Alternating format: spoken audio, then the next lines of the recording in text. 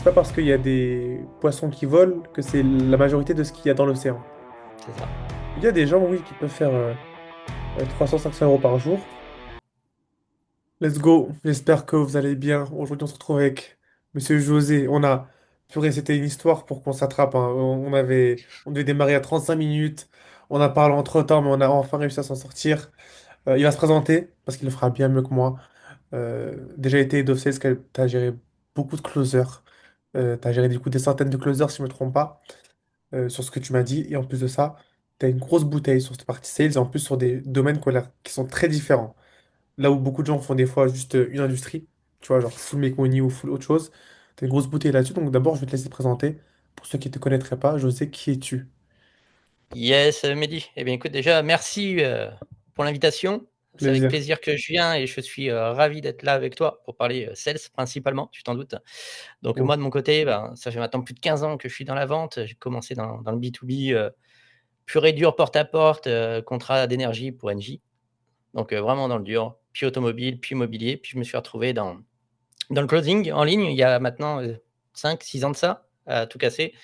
De simple sales, je suis monté manager, puis head of sales, où j'ai géré plus de 60 sales au quotidien. On faisait 1,3 million de chiffre d'affaires par mois dans l'une des plus grandes agences de closing de France, dont le nom est très connu aujourd'hui. Hmm.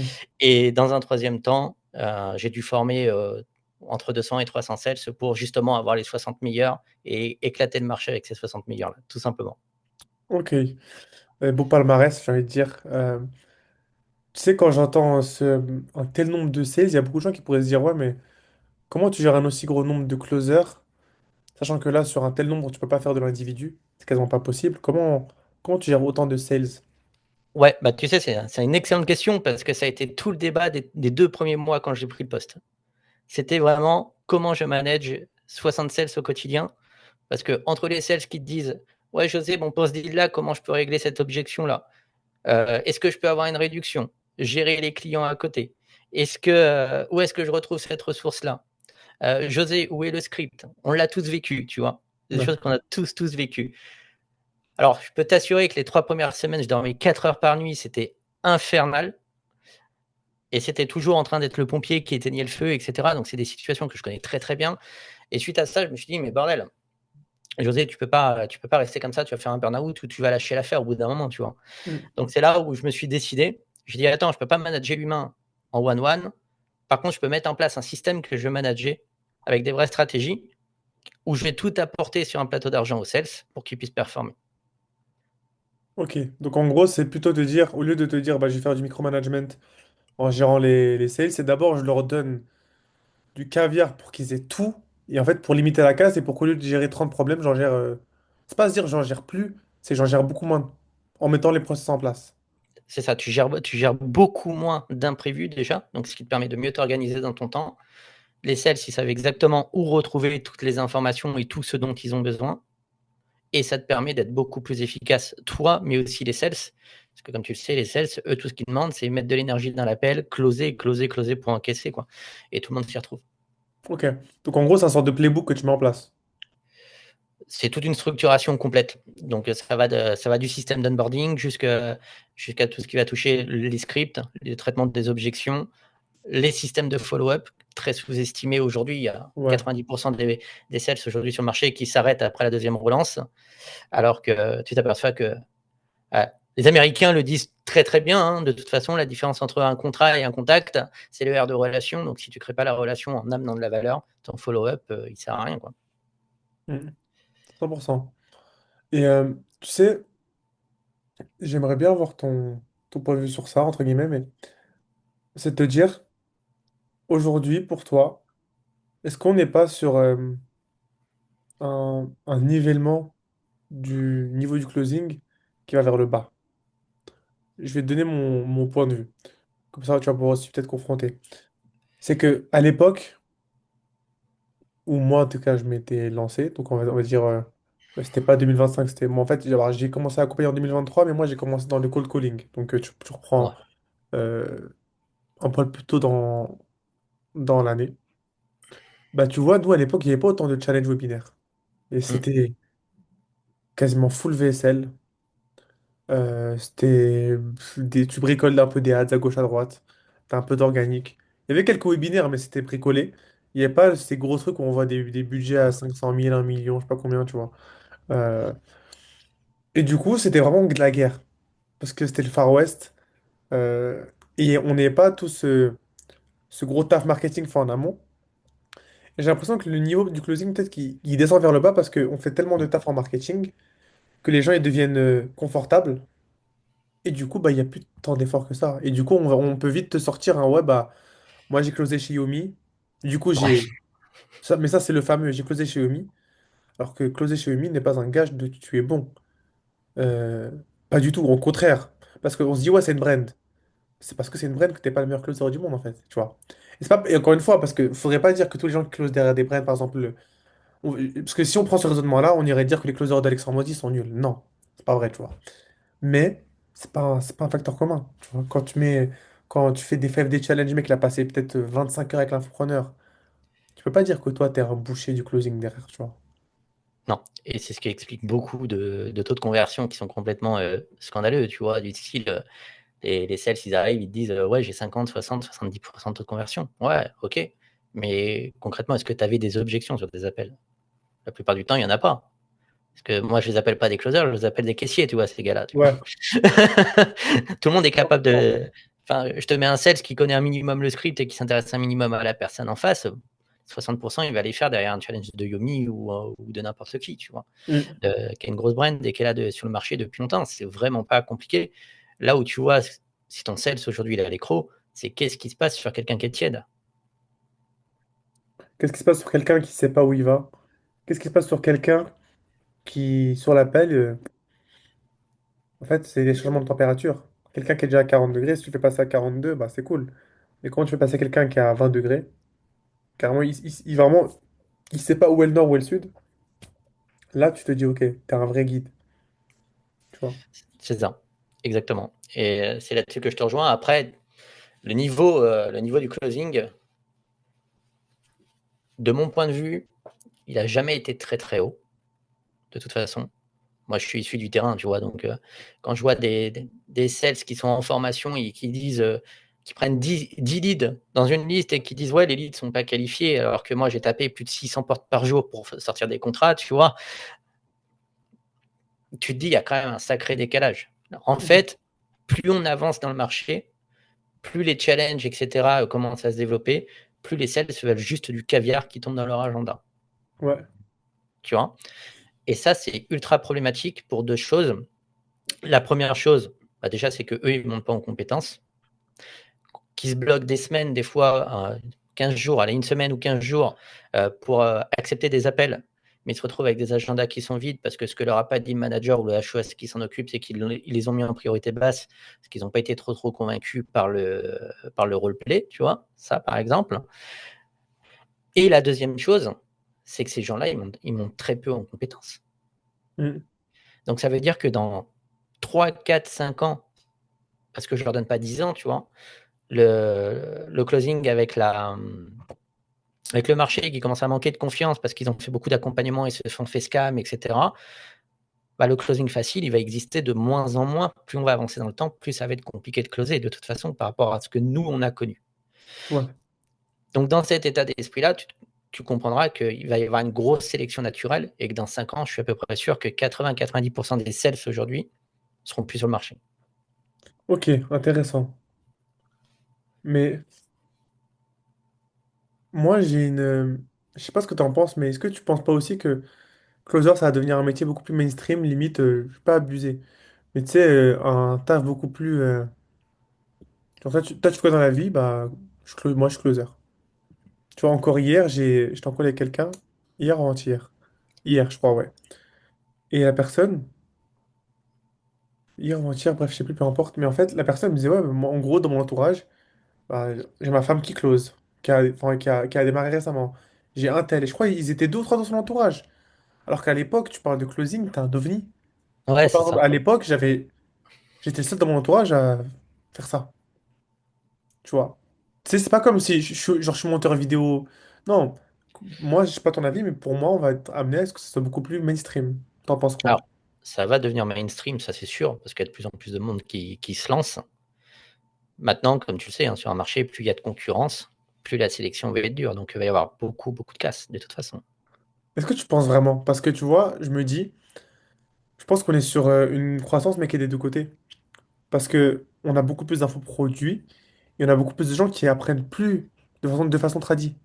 Tu vois, pour moi, les écoles de com, c'est très compliqué.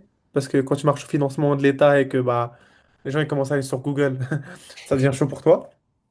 Moi, je pense peut-être que, oui, dans tous les cas, ça va être de plus en plus dur parce que l'amateurisme, il n'y aura plus de place. Ouais, c'est Tu vois, ça. le script tout pipé ou le truc où vraiment bah, tu as zéro adaptation humaine, que tu as zéro flexibilité et tout, je pense que t'es mort dans le film.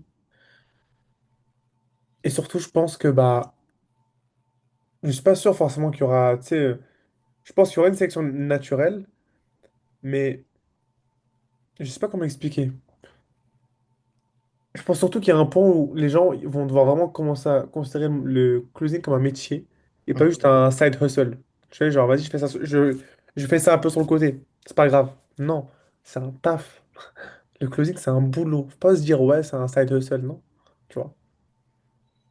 Ah non, c'est devenir son propre. Enfin, un sales de base, c'est un entrepreneur. De toute façon, tous les meilleurs entrepreneurs ont eu un passé, quel qu'il soit, dans la partie sales, parce que c'est ce qui te demande de connecter, c'est ce qui te demande plein, plein de choses, plein de soft skills, comme tu disais tout à l'heure.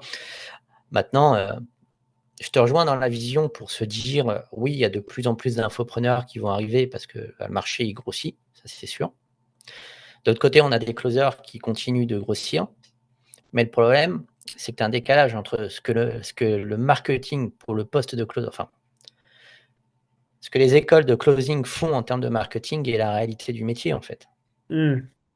Tu vois, quand je vois des pubs encore tournées aujourd'hui du style, tu vas prendre 300 balles en slip sur ton canapé, come on, quoi. Enfin, c'est drôle, tu vois, c'est cool pour le marketing, mais la réalité, elle est à des années-lumière, quoi. Tu vois. Ouais. Surtout que, en fait, à la limite, mais c'est même pas que c'est. Le pire, c'est que c'est même pas faux. C'est que sur un poste de setting où t'es pas en visio, etc., c'est possible. Mais est-ce que c'est la majorité? J'aime bien dire, c'est pas parce qu'il y a des poissons qui volent que c'est la majorité de ce qu'il y a dans l'océan. C'est ça. Il y a des gens, oui, qui peuvent faire 300-500 euros par jour sans trop se fouler en faisant que du setting, par exemple, tu vois. Mais c'est pas la majorité. Il y a tellement de facteurs qui doivent s'aligner pour que ça tombe sur toi. Enfin, accroche-toi, vraiment. Mais tu vois, tu parlais tout à l'heure du closing, mais le setting qui va devenir à terme plus gros agent, entre guillemets, quand tu vois les nouveaux tunnels qui commencent à arriver, qui commencent à débarquer, qui vont demander du setting, de l'interaction dans les communautés, de plus en plus, bah, tu vas t'apercevoir que potentiellement ces mecs-là vont gagner plus que les closers à terme. Hmm. En Et fait, je ça, pense que... Ouais, dis-moi. j'en suis convaincu, tu vois. Parce que bah, les gars, ils ont compris qu'il faut de la brand. Une fois que tu as une bonne brand, les gens viennent à toi naturellement. Et une fois que les gens viennent à toi naturellement, tu commences à échanger avec eux au quotidien. Et au bout d'un moment, bah, tu es dans leur tête, tu es dans leur tête, tu es dans leur tête. Et boum, ça passe à l'action, quoi. Ouais. Parce que je pense que le setting, j'ai l'impression que c'est un métier qu'on a beaucoup à respecter. Ouais, Genre clairement. que c'était souvent le sous-métier. Alors que de base, je sais je crois qu'on dit sous-métier, mais Oui, je vais quand même l'utiliser là pour dire que c'était un peu, tu sais, t'as eu le closing, c'est le niveau 10, le setting, c'est le niveau 3, tu vois. C'est le truc c'est ça. du.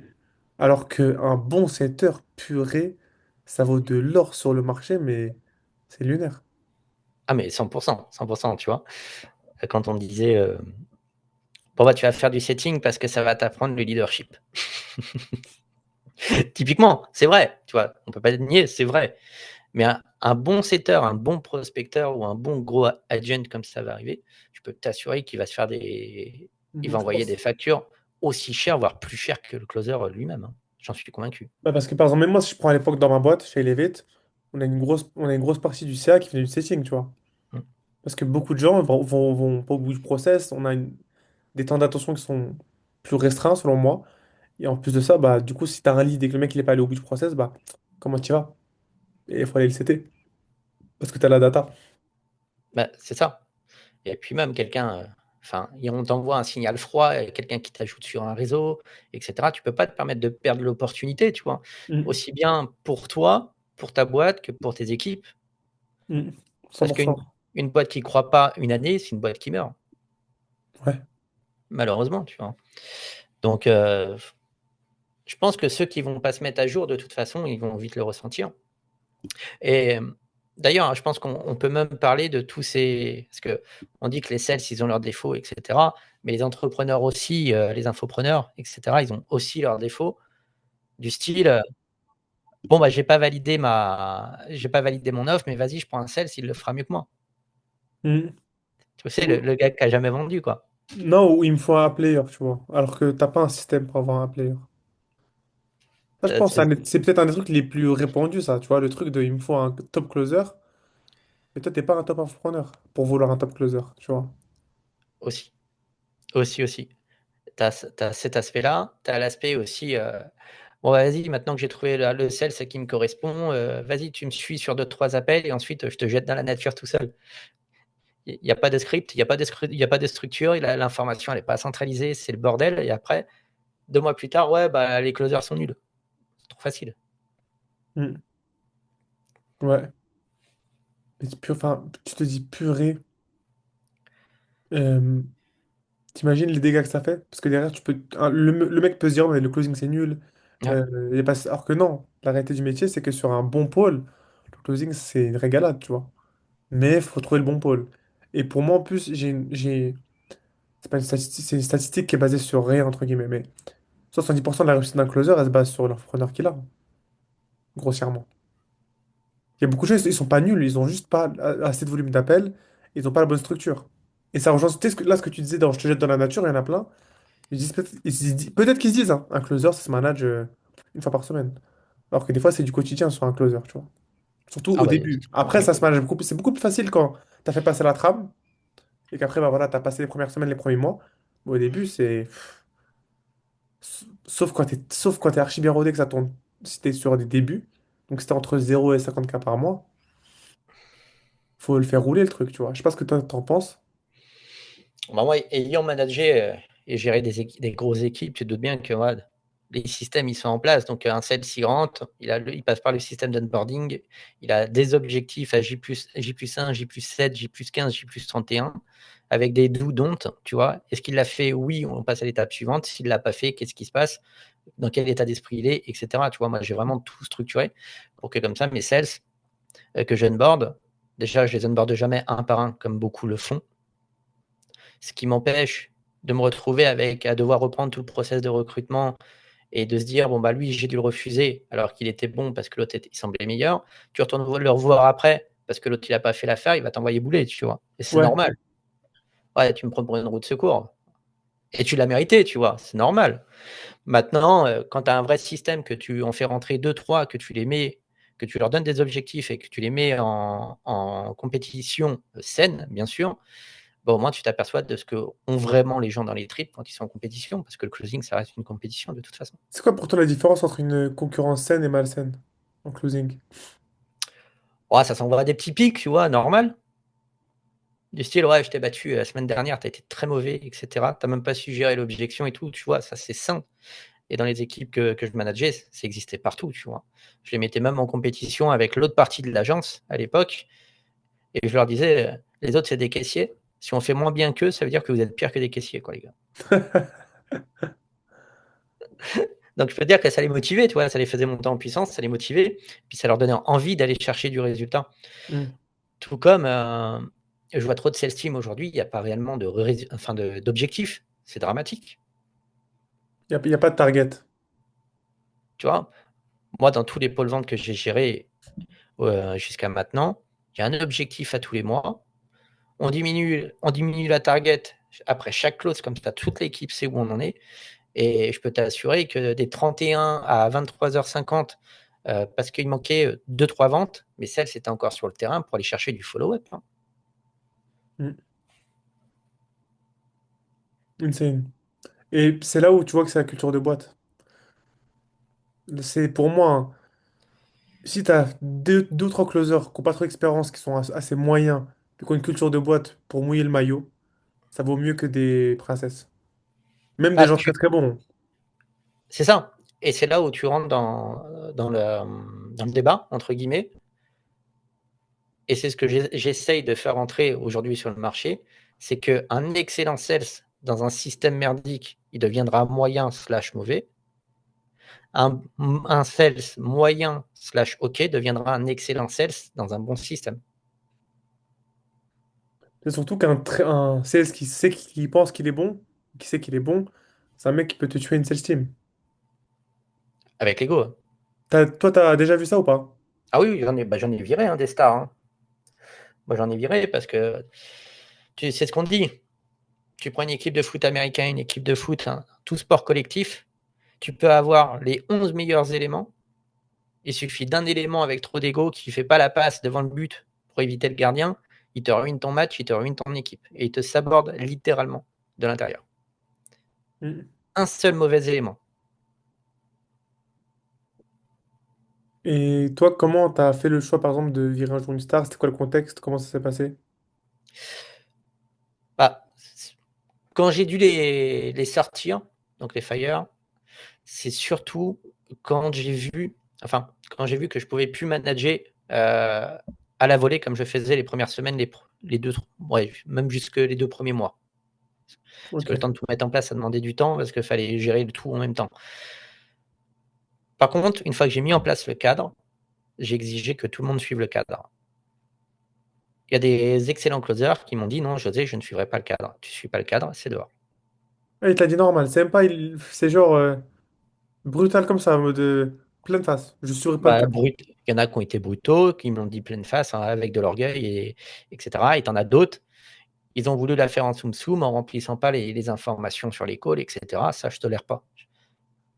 Ou plutôt, est-ce que tu tolères pas ou est-ce que tu dis, écoute, je mets carton jaune, mais le carton rouge, il arrive, quoi. Bien sûr, tu vas pas virer un mec parce qu'il n'a pas rempli un appel. Tu sais pas si sa journée a été chargée, peut-être qu'il a eu beaucoup d'objections ou autre, bien sûr. Mais pour te dire que si ça dure trop longtemps, bah, en fait, tu peux pas améliorer le marketing derrière, tu peux pas faire des retours assez efficaces pour que tout grandit en même temps. Hmm. Et c'est un handicap plus qu'autre chose, même si le mec il close à 60%, tu vois. Ouais. Et est-ce que aujourd'hui, par exemple, tu vois, si, est-ce que tu as déjà fait du format d'ITV de groupe pour onboarder des gens? Tu sais, en gros, tu fais une interview de plus de, genre, pas de 5 6 closers pour en sélectionner peut-être un ou deux. Alors moi, mon process d'onboarding, généralement, il est assez simple. Je poste mon formulaire de candidature. J'attends d'en avoir 60-70.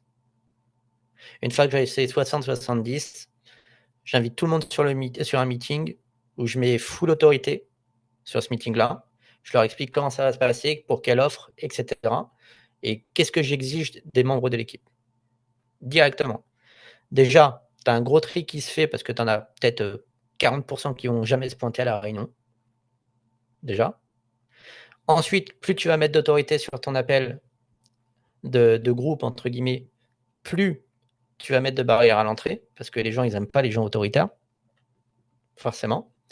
Et donc, à partir de ce moment-là, il te restera peut-être 15-20 mecs. Sur les 15-20 mecs, je leur demande de m'envoyer sur WhatsApp une vidéo de présentation. Comme ça me permet de voir leur élocution. Un Loom, du coup, ouais, c'est en général.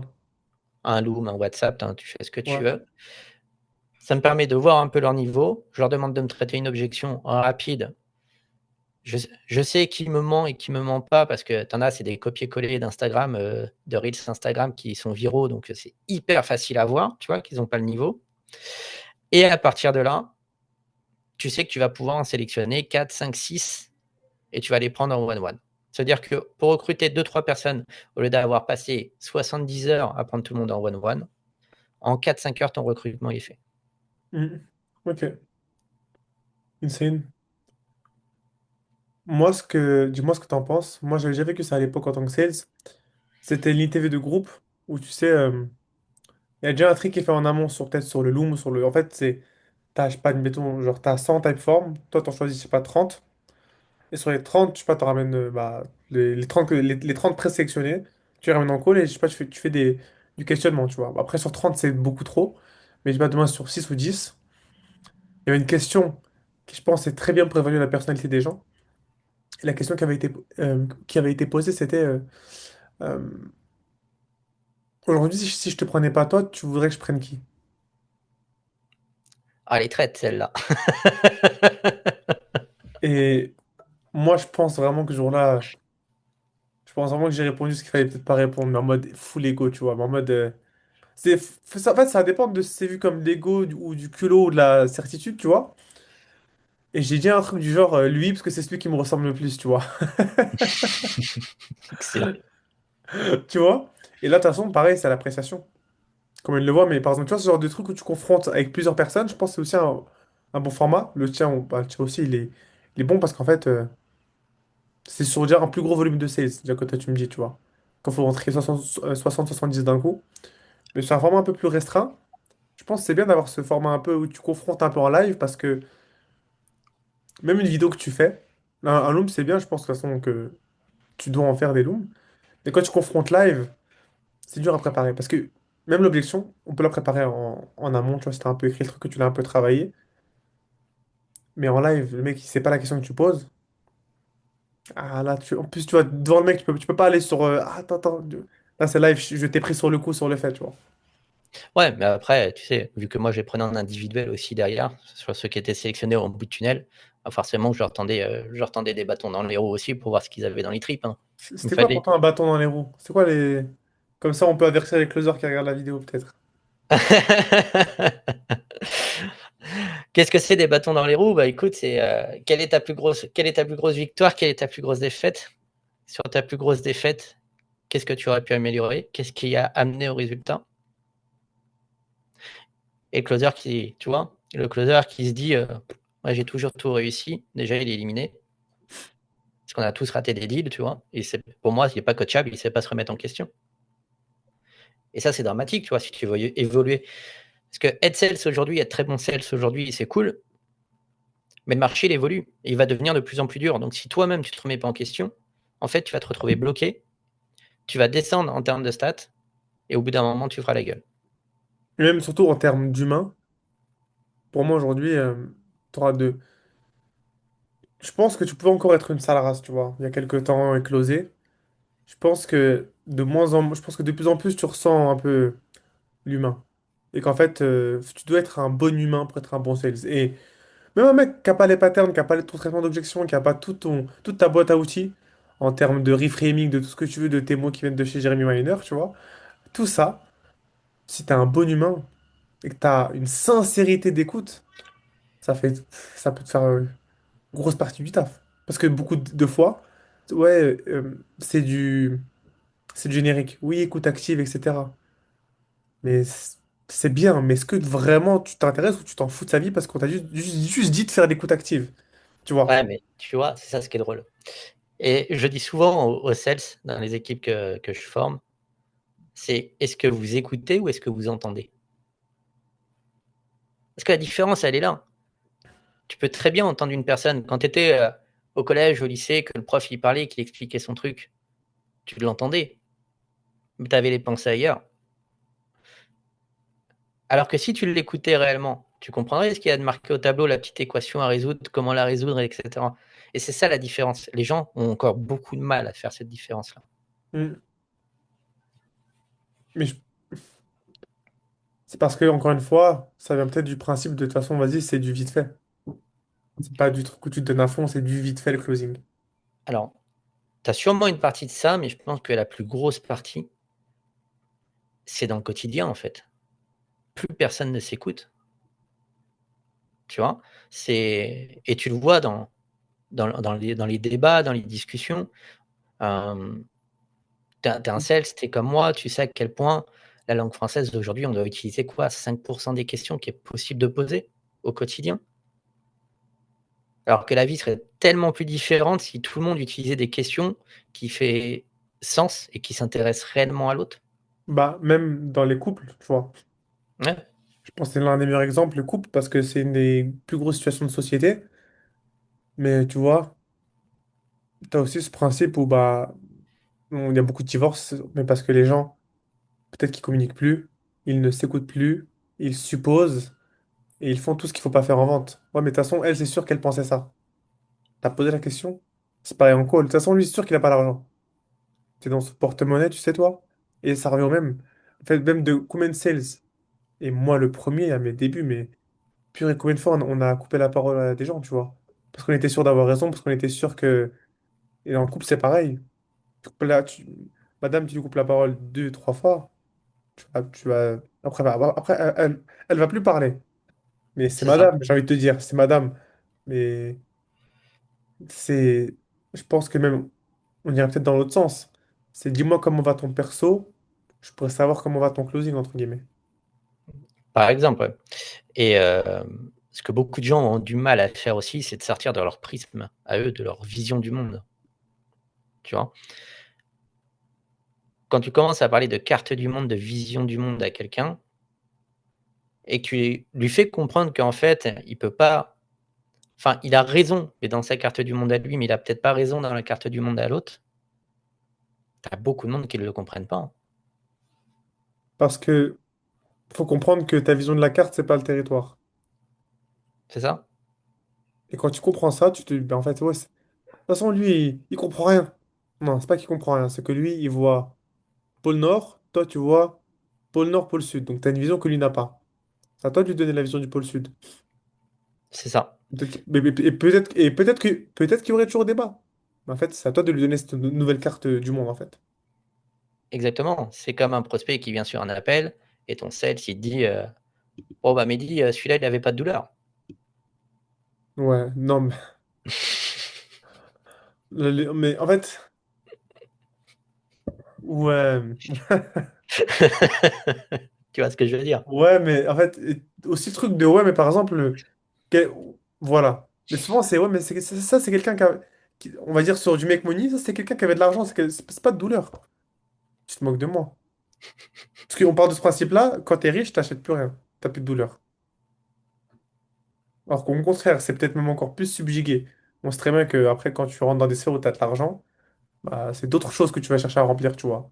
L'ego, la prestance, plein de trucs en fait qui rentrent dans ce jeu-là. Et purée, moi, une des phrases.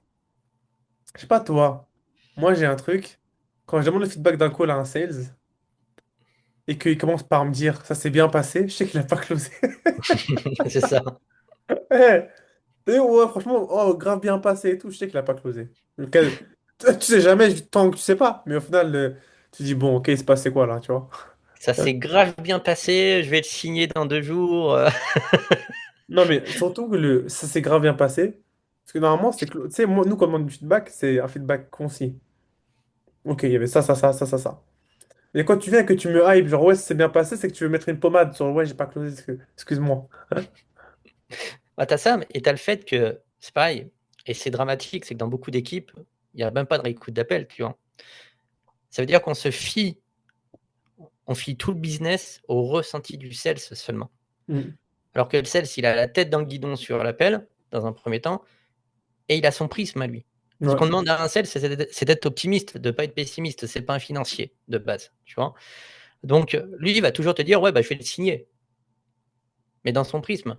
Toi, tu réécoutes l'appel derrière, tu vas t'apercevoir que, ouais, bon, il lui a donné le rendez-vous dans il a bien forcé pour avoir le R2, il va ghoster le R2, il se présentera jamais, il est pas closé, quoi. Mm. C'est ultra sous-estimé la réécoute d'appel aujourd'hui sur le marché, hein. Parce que peut-être qu'on se dit que c'est pas ouf, alors que c'est ouf. Parce que et aussi que faire une bonne réécoute d'appel, ça prend du temps. Ah, je suis pas d'accord avec toi. Ah ouais? Parce que moi, je réécoute les 5 dernières minutes de l'appel Ok. et je sais exactement où il a merdé. Ah bon? Exemple, Ok. la personne a dit: «J'ai besoin d'y réfléchir». Ouais. De quoi ça peut venir dans ton appel, concrètement? Ouais, ça vient de ta découverte. Mauvaise découverte, mauvaise présentation d'offre. Tu sais où aller chercher. Mais je pense que l'offre, c'est en dernier pour moi. Bah, ça dépend s'il a manqué de clarté dans sa présentation d'offre. Donc toi, tu fais vraiment en entonnoir, du coup. Si l'objection c'est A, tu vas directement dire ok, vas-y, bah, je vais passer d'abord, je vais voir le pitch. Après, tu remontes comme ça. Ouais, 100. Ok. C'est intéressant parce que moi, je faisais vraiment.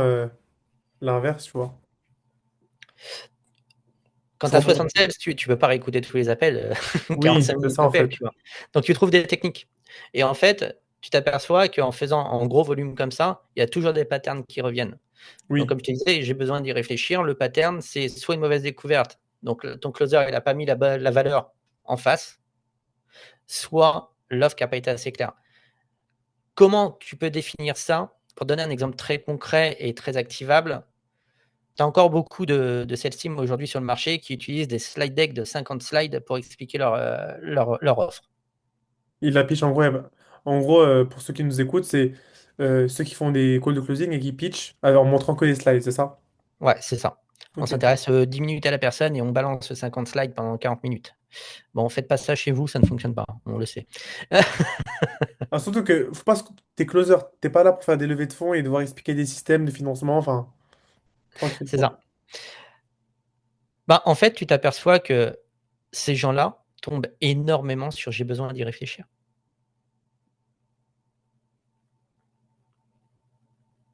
Et pour toi, est-ce que c'est que, tu sais, sur cette objection, je vais réfléchir. Est-ce que pourtant on est que sur de la peur ou on est aussi sur des fois, t'as de la logistique? C'est logistiquement le mec qui réfléchit, quoi. Et le mec, il vient, il réfléchit, il te dit, je reviens et il paye. Pour moi, il y a jamais de réflexion. Mmh. Pour aller plus loin. Pourquoi je te dis ça? Parce que si tu as bien fait ton appel, tu as découvert un problème, tu as découvert un objectif de la personne. Si tu as été jusqu'au pitch de l'offre, ça veut dire que ton offre, elle correspond aux besoins de la personne pour la faire passer d'une situation A à une situation B et qu'elle arrive comme solution logique.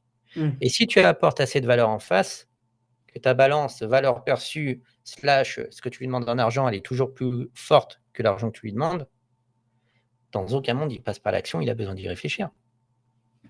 Tu penses? Ça cache toujours une autre objection. Ouais, c'est plutôt ça. Parce que pour moi, t'es sûr. Soit une objection, en fait, pour moi, tu sais comment ça se découle? T'es sûr. Soit tu découles sur un manque de trust, qui n'a pas été dit, soit sur un manque de finance parce que t'as pas l'argent. Et du coup, là, on peut rentrer dans soit de la crainte, soit de la logistique.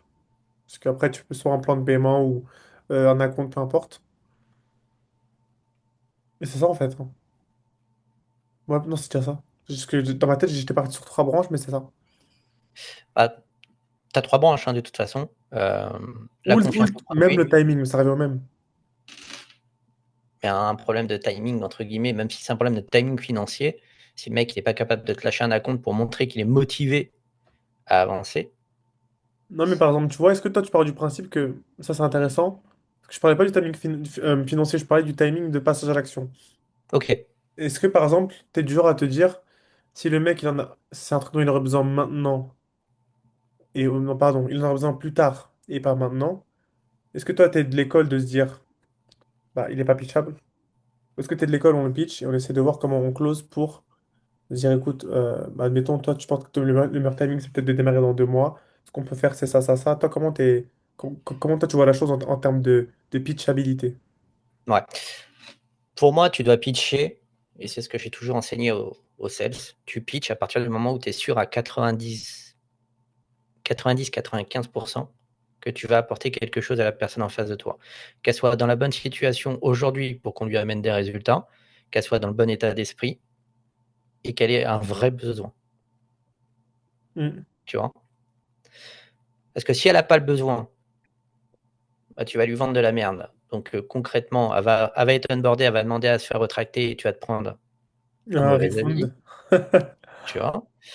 Dans un deuxième temps, si tu veux vendre à tout prix et que la personne elle est pas prête, tu vois? Comme toi et moi, par exemple, on fait de l'accompagnement sur les parties «self-esteem» entre guillemets. Ah, s'ils ont une acquisition merdique et qu'il y a pas de call qui tombe, comment tu veux les aider? Tu peux pas les aider. Hmm. Ou alors tu es obligé de mettre en place une stratégie d'acquisition et cetera. Ça fait partie de notre scope aussi. Mais bon, généralement, moins tu mets les mains là-dedans, plus tu es content parce que généralement une mauvaise acquisition, c'est dû à un mauvais avatar qui a été mal défini en amont et cetera. Donc, je sais pas si tu es un peu du même avis, mais moi j'évite de trop mettre les mains là-dedans. En fait, je... Tu vois, si on doit vraiment prendre le... Parce que là, du coup, ce que toi t'abordes, c'est le... Dis-moi si je me trompe. C'est le lien entre tu délivres peut-être pas à la bonne personne et ça impacte tout le reste. Pas forcément. Parce que je pense qu'il y a aussi une grosse déresponsabilisation venant des prospects quand même aujourd'hui. Dans le sens où aujourd'hui, combien de gens ils prennent et ils font pas. Ah ça, je suis d'accord. Genre, c'est insane, parce que des fois, moi je veux bien qu'on dise que des gens, ils scamment. Ok. Mais combien de gens ont vraiment scammé, genre? Je dis pas, il y en a plein, ils vendent du vent, etc. Mais combien de gens ont appliqué à 100% ce qu'il fallait faire et n'ont pas réussi? Ça, c'est un autre problème. Mais je suis d'accord avec toi.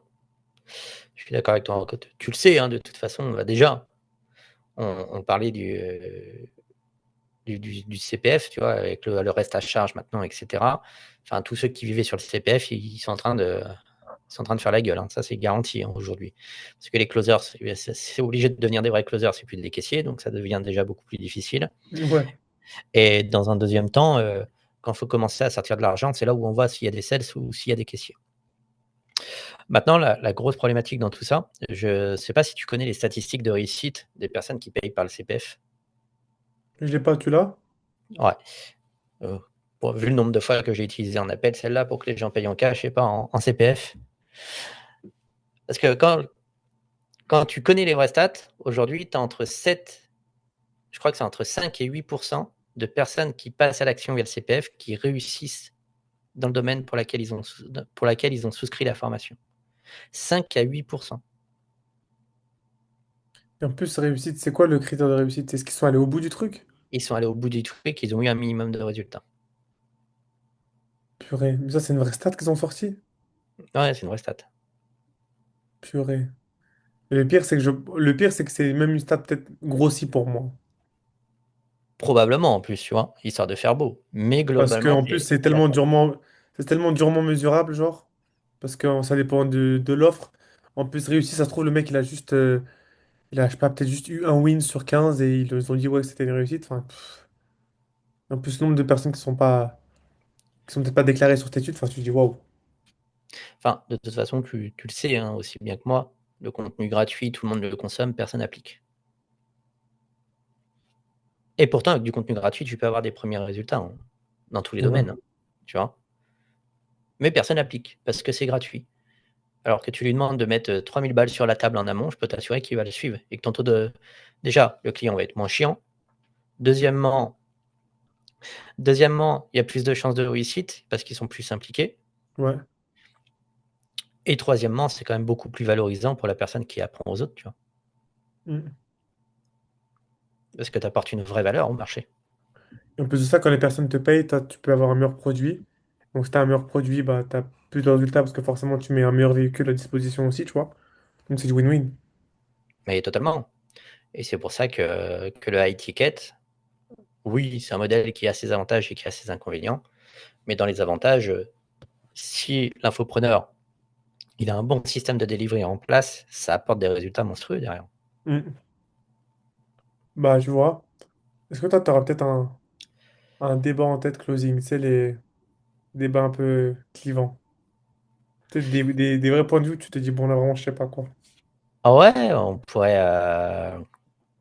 on pourrait parler. À ton avis, vu que moi je suis plus sur le côté système et toi tu es plus vers le côté closer pour le coup. Mm. Quand tu as un closer que tu passes, je sais pas, que tu as formé, qui sort avec, 40-50 de taux de conversion, il arrive chez un infopreneur, il tombe à 20-25. Ouais. À ton avis, c'est la faute du closer ou c'est la faute du système dans sa globalité?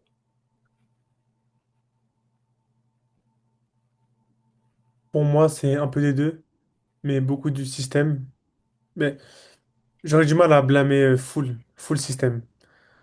Pour moi, tu es sur un peu des deux parce que pour que quelqu'un se divise son taux de conversion par deux, voire trois, c'est que le mec, il n'est pas devenu nul du jour au lendemain, tu vois. Il n'est pas devenu nul du jour au lendemain. Pour moi, il y a une histoire de système et de recrutement. On est bien d'accord, tu Ouais. vois? Et ça, il y en a beaucoup qui sont pas capables de le voir. Ils vont se dire: «Ouais, bon, bah, le closer, il m'a dit qu'il closait à 50. Pourquoi il close Bah, pas à chez 50%? chez moi, il close à 15-20, il est nul». Pas du tout. Tu vois? Tout comme, aujourd'hui, tu as combien de boîtes qui veulent des sales et qui n'ont même pas un document qui explique leur avatar idéal pour que le sales, il ait une idée du client idéal. Ne serait-ce que ça, tu vois? Parce qu'en plus, c'est la base. Si tu sais pas qui tu closes et tu sais pas ce qu'il veut, celui que tu closes, mais comment tu veux le closer? C'est ça. Il faut absolument que les sales, ils savent sur quel marché ils sont en train d'agir, Mm. qu'ils le connaissent sur le bout des doigts pour avoir des arguments, qu'ils connaissent l'avatar client idéal pour comprendre qui on aide et qui on peut pas aider, d'avoir des scripts pour comprendre comment les appels se passent et ensuite de dérouler. Plus tu mets ça en place rapidement dans ta sales team, le mieux c'est de le faire avant même de recruter les premiers sales.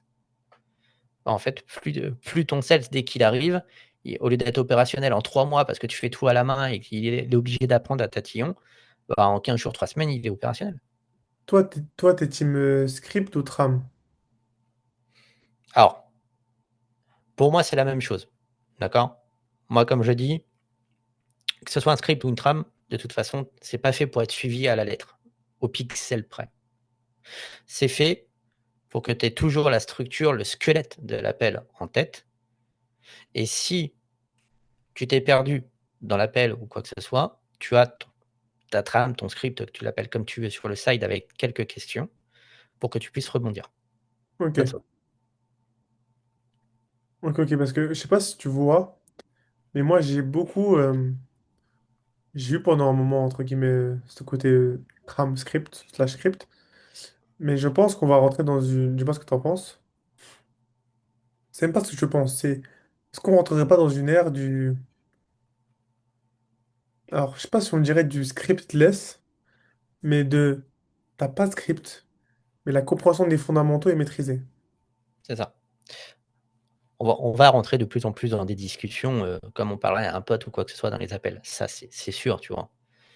Maintenant, est-ce que le marché est prêt à ça? Que ce soit aussi bien côté sales que côté client? Marché francophone, je dirais même, parce que. Enfin, marché français, parce que francophone, quand le Canada, ça passe chill, tu vois. Mais c'est vrai que je pense qu'en tous les cas, avec l'ère de l'IA, tu seras obligé. Les gens, ils vont vouloir du défaut, ils vont vouloir de l'humain, ils vont vouloir du pas sales.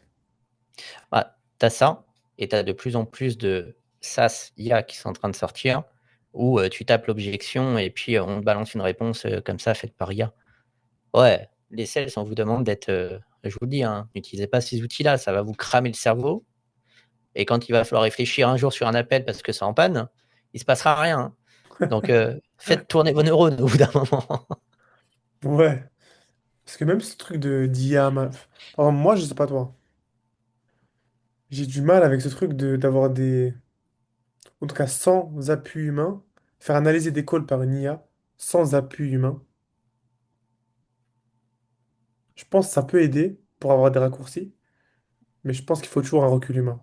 Parce qu'il y a des trucs qui sont durement détectables en tout cas par une IA aujourd'hui, je pense. Bah, de toute façon, une IA, tout ce qui est, C'est la retranscription. alors déjà, c'est une retranscription qui n'est pas, mot à mot correcte par rapport à tout ça, déjà Ouais. dans un premier temps et dans un deuxième temps, elle peut pas analyser le non verbal. Mm. Ou, ou ça peut analyser le non-verbal, mais ça coûte beaucoup trop cher et du coup, tu l'as pas. Aussi, aussi, aussi. Non, mais de toute façon, on est, enfin la partie sales, comme je le dis trop souvent, c'est le moteur d'une boîte aujourd'hui. Parce qu'une boîte sans argent, sans trésor, c'est une boîte qui sombre et qui n'existe pas. Donc, pour moi, si tu préfères, la grosse erreur que font beaucoup d'infopreneurs et d'entrepreneurs en général, c'est qu'ils veulent trop investir sur leur marketing dans un premier temps pour augmenter le volume, parce qu'il manque toujours de leads, d'après eux, alors que c'est jamais un manque de leads, c'est toujours un problème de conversion. Tu penses? 100%. Et ça, je l'ai vu partout, tu vois? Je l'ai vu, chez tous les clients, que j'ai accompagnés. tu prends Influence for You, qui est un gros SaaS B2B d'influence marketing, par exemple, closé à 9%. J'ai mis en place tout le process chez eux. C'est pas des profils sales de base, hein, les fondateurs, hein. Pas du tout. C'est des profils marketeurs, tu vois. Donc, il se fait ses bullshit. On va y réfléchir, on viendra vers vous. Puis, ça follow-up par mail. Puis, c'est très corpo, etc. Ouais, J'ai mis une grosse bombe là-dedans en arrivant. Ils sont passés de 9 à plus de 20% de taux de conversion en quelques semaines, ok. tu vois. Donc, après, est-ce que, pour revenir à ta question, qui était laquelle déjà? Je m'en souviens plus. J'ai divagué. Je crois qu'on était sur. Non, en gros, moi, c'est moi qui t'avais challengé sur le problème pour moi. C'était des fois le manque de lead, pas forcément la Ouais, voilà. conversion. Ah, tu vois, je te donne un exemple très concret. Imaginons ta boîte, elle tourne à 100 rendez-vous par mois. D'accord? Ok, Sur ces 100 rendez-vous par mois, tu dis que tu mets 10 000 balles de budget pub, grosso modo, et ça te donne ces 100 rendez-vous tous les mois. OK? ok, Testable. Tu closes à 15%. ok, C'est-à-dire que tu closes 15. Sur une offre à 2000 balles, tu fais 30 000 balles de chiffre d'affaires par mois. Si demain, on améliore ce taux de conversion sans augmenter le budget pub, on le fait passer à 30%. Donc de 15 000, de 30 000, tu passes à 60 000 balles de chiffre d'affaires sans avoir injecté 1 euro de plus oui, en marketing. oui, oui, ok. Oui, je vois ce que. Alors, là, oui, forcément. En fait, le plus gros, Donc, alors, le levier le plus facile à activer, plutôt, c'est la conversion, plutôt que le. ah mais 100%. Oui. Surtout dans... Enfin, on le voit.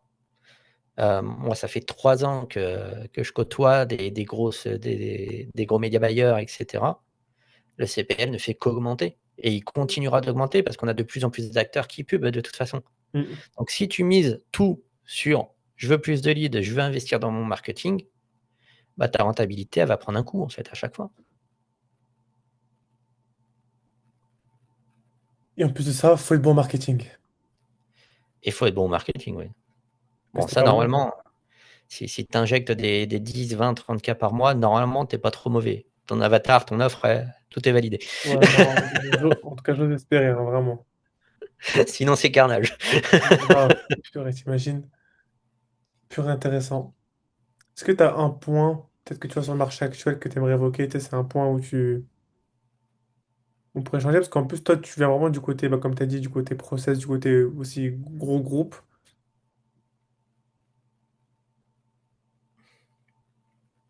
parce que tu avais activé un bon point sur le débat là. Hmm, Qu'est-ce qu'on pourrait. euh, ouais, il y a un débat après. Je sais pas ce que toi tu en penses. Mais je pense que sur LinkedIn, tu les vois tous marqués HOS en titre. ouais, je vois ça. Beaucoup. Beaucoup Merci se beaucoup. nomment coach en vente ou formateur aussi, Hmm. alors qu'ils ont pris allez, 4 appels dans leur vie, ils ont fait 900 balles et puis ils sont coach. Ça, c'est le premier point. Et la problématique, c'est que de l'autre, donc de la partie HOS, c'est qu'au final, j'ai l'impression que le marché n'est pas éduqué sur ce poste-là, parce qu'on a donné des titres de HOS à des personnes qui manageaient de sales. Un HOS, il arrive à partir du moment où tu as une dizaine de sales, pas avant, normalement. Tu vois. Pour moi, HOS, je te dirais, je sais pas ce que tu en penses pour moi. euh, est-ce que toi, tu différencies le head of sales du sales manager? Ouais, Ou sales manager, ou plutôt sales manager, tu es sur une structure peut-être plus petite? ouais, c'est Tu- ça. Ok. En fait, pour moi, ça a toujours existé de toute façon. Les experts dans X alors qu'ils sont pas experts, pour moi, c'est toujours le temps qui fait que, entre guillemets. Dans le sens où c'est la sélection naturelle. Si t'es mauvais, déjà ça se voit.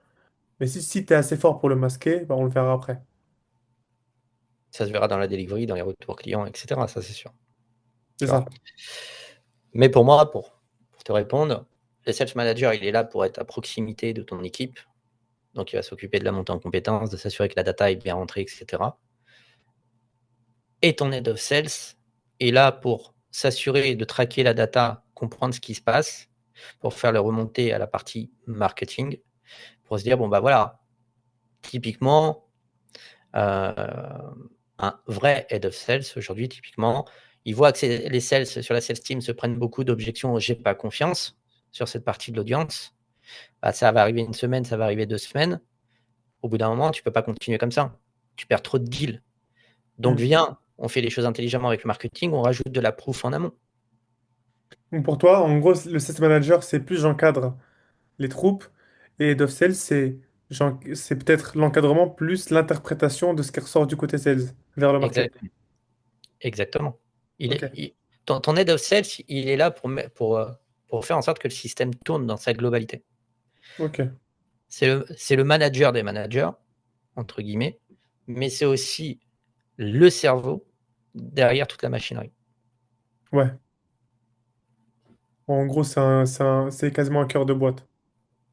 Ah bah, de toute façon, c'est un C-level, hein, donc c'est comme un head of content, tu vois.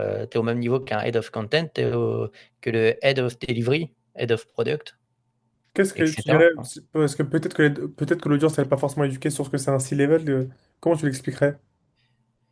Le C-level, bah, c'est tout ce qui va être toutes les personnes qui vont être à la tête des 4 secteurs d'une boîte, principalement. Donc, on a toute la partie board, donc administratif, CEO, CEO, CTO, donc la partie technologique, la partie prise de décision et la partie finance, principalement. Ouais, Juste en dessous, tu vas avoir ce qu'on appelle les head of, donc les directeurs euh, cool. de pôle. Et ensuite, eux, ils ont des managers et les managers gèrent les équipes. Ok, ok, ok. C'est pour revenir au mini-débat. C'est que dans tous les cas, pour moi, je sais pas, pour moi, c'est un truc qui y aura toujours et que tu as toujours eu sur beaucoup de secteurs de toute façon. Oui. Le moment où il y avait de l'argent à prendre, je suis tant de quoi. Mais est-ce que c'est vraiment. Est-ce que pour toi, c'est mauvais? Vraiment. Pour moi, le seul point noir que je vois là-dedans, c'est qu'il y a des projets qui sont super bons, super Hmm. intéressants et qui pourraient changer beaucoup de choses. Et juste parce qu'ils sélectionnent la mauvaise personne, c'est des projets qui n'arrivent pas à éclore. Ouais, parce qu'en gros, t'as pas la bonne expertise, du coup, tu confies ce projet qui est beau à quelqu'un qui n'a pas les capacités pour l'emmener là où il faut. C'est ça, imagine le gars, prenons un exemple. Il a économisé 10K sur les 5 dernières années. Il a été salarié, il a économisé 10K pour lancer sa boîte. C'est un projet qu'il a depuis qu'il est petit et c'est son rêve. Tu vois, juste parce qu'il va choisir la mauvaise personne pour se faire accompagner, il peut très bien abandonner littéralement son projet de vie Hmm. et se dire ça ne fonctionne pas, tu vois. Tu parlais des sales tout à l'heure qui, euh, qui arrivaient chez des entrepreneurs qui n'avaient pas validé les offres, etc., qui servaient de chair à canon et qui se disent bon, bah, c'est pas fait pour moi. Ça fonctionne aussi dans ce sens-là, tu vois. Hmm. Ouais, t'es presque sur la non-assistance à personne en danger. Ouais, limite, ouais. Genre, t'aurais pu aider, t'as pas su aider, genre. Ouais, et je trouve ça dramatique, tu vois. Surtout que, enfin, ceux qui prennent le plus. Il y en a beaucoup, ils prennent cher alors qu'ils n'ont pas les connaissances en plus. Et c'est ça le pire. Hmm. Ils vont te balancer des templates qu'ils ont vus à droite qui marchaient ou des templates à gauche et qui marchaient. Puis après, il n'y a pas de résultat. Et on va te dire quoi? On va te dire, ouais, bah, c'est de ta faute. Tu n'as pas fait le job. C'est honteux, quoi. Après, il se peut qu'il y en ait qui assument aussi, qui disent, bah ouais, j'ai pas été bon. Et c'est ok. Mais ça demande de ranger son ego très très loin. C'est ça. Après, il y en aura toujours qui ne feront pas le job. On est bien d'accord. Mais il y a un moment, il faut faire la part des choses Tu aussi, feras tu pas vois. d'un poney un cheval de course, quoi. Exactement. Ou alors tu le bourres d'hormones. Même ça, tu vois, t'as pas la. Quand tu te bourres d'hormones, des fois les poumons ils suivent pas, donc t'as pas les poumons d'un cheval de course, donc derrière tu vois, c'est pareil. Super, super, super. Mais sinon, toi, tu as plus une vision, du coup, humain, j'ai l'impression, de la sales team. Donc, tu as plus un poste de sales leader, entre guillemets, où tu vois plus l'aspect système comme moi. Moi en tout cas, là où je m'estime être meilleur, je m'estime être bien meilleur sur le côté sales lead humain Ok. que sur la partie process. Parce que même sa partie process, je l'ai. C'est pas un truc où j'ai du plaisir à, tu vois. Je suis beaucoup moins épanoui dans un côté où, euh, dans tous les cas, c'est obligatoire d'en avoir. Mais j'ai beaucoup plus de plaisir, je ressens plus de choses à l'idée de l'humain à mener des troupes, etc. Ouais, Et à gérer l'émotionnel aussi, qu'à mettre des process, OK, intéressant. tu vois. Ah, c'est bien que tu aies cet aspect-là, tu vois? Si je te parle des archétypes de personnalité, ça te parle ou pas? Ouais, c'est pas le truc du MO2I, ça? ISTP, NTJ, et cetera. Comme les... Ouais, en gros, c'est les profils. Pourquoi je dis plus non, le purée? Il y en a pas d'autre qui est plus commun, là, purée, j'ai plus... Les Ouais, HP+, je crois. ouais, tu as le MBTI, tu as tout ça, si tu préfères. Est-ce que tu fais le même management pour tout le monde ou est-ce que tu étudies d'abord la personnalité de tes sales pour les manager et trouver leur driver? Ah, pour moi, c'est ça. OK. Parce que je vois beaucoup trop de managers et d'entrepreneurs d'ailleurs qui se dit: «C'est un sales, tout ce qu'il veut, c'est de l'oseille, donc je vais le motiver avec l'oseille». Ouais, genre quoi, alors que non, Tu vois? pas du tout. Si tu as un requin, ouais, ça marche très fort. Mais Si tu même as un le requin. requin, hein, parce que vraiment, l'argent, tu l'as. Ok, tu fais quoi après? Alors après, s'il a des projets, tu sais, il y en a, c'est des gros crameurs, hein, tu vois? Oui, je vois ce que tu veux dire, mais même ça te remplit pas, tu vois. Si tu crames le truc. Il y en a, heu, il va aller faire son crédit pour acheter sa Porsche et la mettre dans le garage, il va être très heureux avec ça, tu vois? Ouais, mais je pense que tu laisses un vide. En gros, même si tu fais peu importe. Mais je pense pas. En tout cas, moi, mon avis, c'est que si tu veux un bon sales, il te faut un driver plus grand que l'argent. C'est mon avis. Moi, un sales qui cache pas toi, bon, moi, un sales qui a comme driver que le cash, je me méfie un peu. Pas que c'est mauvais. Tout le monde veut du cash. Mais pourquoi tu veux le cash? C'est quoi la conséquence d'en avoir? C'est ça. Faut pas oublier que ça reste un outil à notre disposition. Tu vois, c'est pas. Quoi, tu veux l'accumuler comme Pablo Escobar? Enfin, tu veux faire quoi? C'est quoi le projet, tu vois? Ouais, c'est ça, c'est ça, c'est ça. Bon après, tu sais, il y en a, ils sont s'ils peuvent l'emmener dans la «tombe» entre guillemets, ils l'emmèneront. Ouais, mais le truc, c'est que dans tous les cas, ils l'emmèneront pas et ils feront quoi? Toi, c'était déjà arrivé d'avoir des sales full focus argent? Ah j'en ai eu, ouais, j'en ai eu et pourtant ils encaissaient, hein, et quand je te dis ils encaissaient, c'était du 15-20 par mois qu'ils prenaient, hein.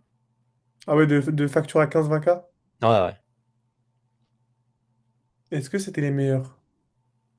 ça fait partie des meilleurs que j'ai formés, ouais. Ok. Et est-ce que tu voyais un pattern commun sur l'humain ou sur d'autres choses? Un gros esprit de compétition. Ok. C'est souvent des mecs, soit ils ont connu des moments très difficiles dans leur vie, donc la rue, la prison, ce genre de choses. Soit c'est des anciens sportifs ou des sportifs actuels. Ok, intéressant. Donc Je c'est sais des pas gens qui... si tu as les mêmes profils qui ressortent toi de ton côté, mais moi c'est ce qui est ressorti sur les 5 dernières années. Moi, c'est un peu la même chose, mais sur des côtés, bah, c'est en général ceux qui ont les plus grosses difficultés, des fois perso, qui les ont vécues. Mmh. Des fois, des gens qui ont soit perdu un enfant, soit qui ont peut-être perdu des proches, peut-être qui ont vécu du gros souci perso et qui se laissent pas le choix d'eux. En général, ça fait mouche, tu vois. Ouais, Mais 100. c'est fort ce que tu dis, parce qu'en fait, c'est là que tu vois, t'as ce pourquoi. Je suis pas sorti de là pour rien, peut-être. Ah ouais, bah, de toute façon celui-là qui était au plus bas, qui a touché le fond, il va pas y retourner. Ça c'est sûr, tu vois? Et tu as ceux qui brûlent le bateau et ça a toujours été les meilleurs. Ah ouais? Ah le mec qui va se mettre dos au mur, enfin moi j'ai formé des sales, dis-toi, je te prendrai en exemple, j'avais un jeune, 20 ans, tu vois? Il s'entendait plus trop avec sa mère. Il allait dans l'arrêt de bus à quelques rues de chez lui pour passer les appels de setting. Ah ouais? Parce qu'il voulait s'en sortir et dès qu'il a eu un peu d'oseille, il s'est barré à l'étranger. Purée. C'était compliqué à ce point? Ah ouais, apparemment, la situation, familiale a été très, très compliquée. Wow. Est-ce que toi, des fois, comment tu manages des fois des closers qui vivent des périodes très compliquées dans le perso? Comment tu gères ça? Ça dépend ce que c'est comme période. Maintenant, on est tous des humains, tu vois? Oui, on est des humains. De l'autre côté, il y a des responsabilités à prendre, il y a de l'argent qui est en jeu, il y a un business qui est en jeu. Donc il faut savoir faire la part des choses. Tu peux pas te permettre de brosser à full dans le sens du poil s'il rate ses appels, si, il se présente pas aux appels et cetera. C'est pas possible. Hmm, Mais d'un autre côté, il faut quand même rester humain et comprendre parce que la situation que la personne vit, elle peut très bien t'arriver demain, tu vois? hmm. Et c'est comment t'aurais aimé qu'on soit avec toi, si toi ça t'arrive? Moi, après, je suis pas quelqu'un qui souffre «beaucoup» entre guillemets aux autres, comparé à ce qu'on peut que à ce que je fais avec mes sales. Je suis pas du genre à parler de mes problèmes moi, donc c'est très compliqué si tu préfères de me mettre dans cette situation-là. Par contre, si demain il arrive quelque chose à l'un de vos sales, je sais pas, hospitalisation, de lui, d'un de ses proches, une mauvaise nouvelle, des trucs de justice, on est tous sensibles à tout ça, tu vois? N'allez pas l'engueuler parce qu'il a pas rempli un tableau, cherchez à comprendre toujours la situation. Si vous voyez un changement de comportement d'une personne de vos équipes, je parlais dans la généralité parce que c'est valable dans tous les domaines d'une boîte. Aujourd'hui, c'est de l'humain, ce qu'on est en train de dire. Vous voyez un changement de comportement, ne soyez pas stupide au point de vous dire: «Ouais, bah, il a plus rien envie de branler dans la boîte, je vais le virer». Ouais, c'est lunaire, ouais. Allez poser des questions à la personne concernée, confrontez-la gentiment avec empathie et comme ça permet aux deux d'avancer. Si ça doit se terminer parce qu'il ressent une baisse de motivation ou parce qu'il a plus envie de bosser dans la boîte et que ça se ressent ou parce que, sans vous en apercevoir, vous lui mettez la pression, bah, soit vous changez, vous rectifiez le tir, soit vous le laissez partir. Mais il faut être humain, quoi, avant tout. 100%. 100%. Euh, José, je te remercie. On a fait un gros échange. On a eu pas mal de choses. Carrément, à trouver un titre, ça va pas être simple parce que on a fait ces thématiques. On est allé dans le delivery, on est allé dans la gestion. Là, je te remercie pour le temps que tu as pris. J'ai avant tout. Est-ce que tu auras un mot de la fin peut-être à laisser? Un mot de la fin, arrêtez de cramer du cash dans votre foutu marketing et investissez sur le moteur de votre boîte. C'est ce qui vous fera gagner le plus d'argent. Beau mot de la fin. Ou beaucoup de penses. Ouais, faut du lead, mais tu sais pas comment le closer.